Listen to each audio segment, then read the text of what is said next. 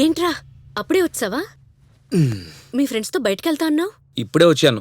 చూస్తే ఎవరు లేరు. ఎక్కడికెళ్ళారు ఇద్దరు? అది మీ నాన్నగారి ఫ్రెండ్ సుబ్బారావు గారికి యాక్సిడెంట్ అయితే హాస్పిటల్కి చూడ్డానికి వెళ్ళాం. ఏం యాక్సిడెంట్లో ఏంటో, బయటికి వెళ్ళాలంటేనే భయం వేస్తుంది. అలానా? ఏమైంది? కాలుకి దెబ్బ తగిలింది. పాపం కట్టు కట్టారు. నడవడానికి 1 month పడుతుందట. సర్లే గాని నువ్వు వెళ్ళి డాడీని రమ్మను.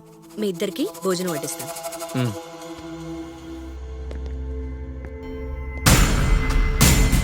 సారీరా, నేను ఈరోజు బయటికి రాలేను. రేయ్, చెప్పాను కదరా మా వాడితో బయటికి వెళ్ళాలని. నేను వాడితో టైం స్పెండ్ చేయాలి. రేపు కలుస్తాను, ఓకే? రేయ్, నువ్వెప్పుడొచ్చావు? I'm waiting for you. Morning నుండి ఎక్కడికెళ్ళారు? అది నా కొలీగ్ సుబ్బారావు ఉన్నాడు కదా, ఆయనకి యాక్సిడెంట్ జరిగితే హాస్పిటల్కి చూడడానికి వెళ్ళాం. నథింగ్ సీరియస్, చేతికి ఏదో చిన్న hair line fracture. He'll be okay. రే, ఆకలేస్తోందిరా, పదరా. మీరు పదండి, నేను వస్తాను. త్వరగా రా, ఓకే?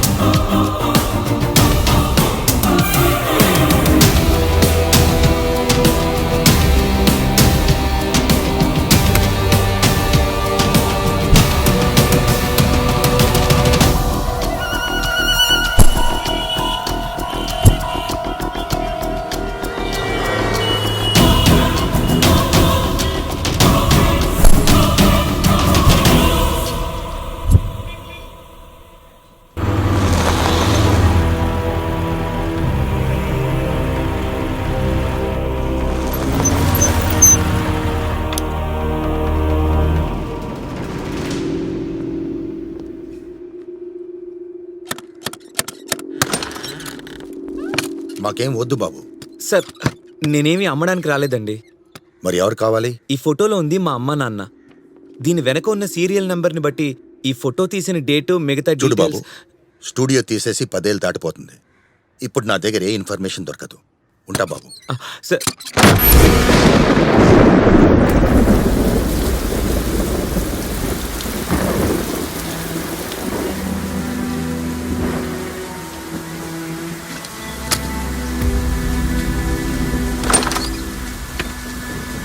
ఇలా రా. ఇదిగో తుడుచుకో. అసలేం కావాలి నీకు? ఈ ఫోటో గురించి డీటెయిల్స్ కావాలి సార్. కనీసం పెళ్లి జరిగిన సంవత్సరమైనా తెలుసా నీకు? నేను పుట్టింది 1995లో. సో 94 లేదా 93 చూస్తే తెలియచ్చు. వెతకడానికి ట్రై చేస్తా.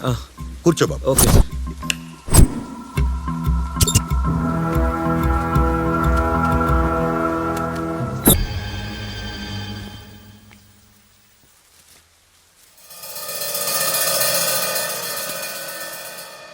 నిజం చెప్పు, ఎవరా నువ్వు?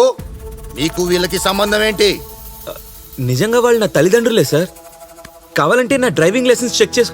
ఎక్కడ తయారు చేయించావా దొంగ లైసెన్స్? దొంగ లైసెన్సా? మరి కాక ఇతనేమో నీ తండ్రి అంటావు. నువ్వు పుట్టింది 1995లో అంటావు. నిజంగా నువ్వు పుట్టింది 95 అయితే నేను వీళ్ళ పెళ్లి ఫోటోలు 1997లో ఎలా తీశాను? అంటే నువ్వు పుట్టిన 2 సంవత్సరాల తర్వాత మీ అమ్మ నాన్న పెళ్లి చేసుకున్నారా?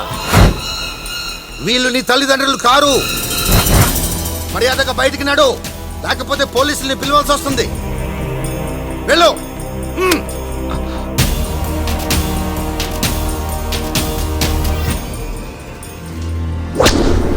ఆస్తిపాస్తులు కాజేయడానికి ఇలాంటి నాటకాలు వేసే వాళ్ళని చాలా మందిని చూశాను. పో బయటికి.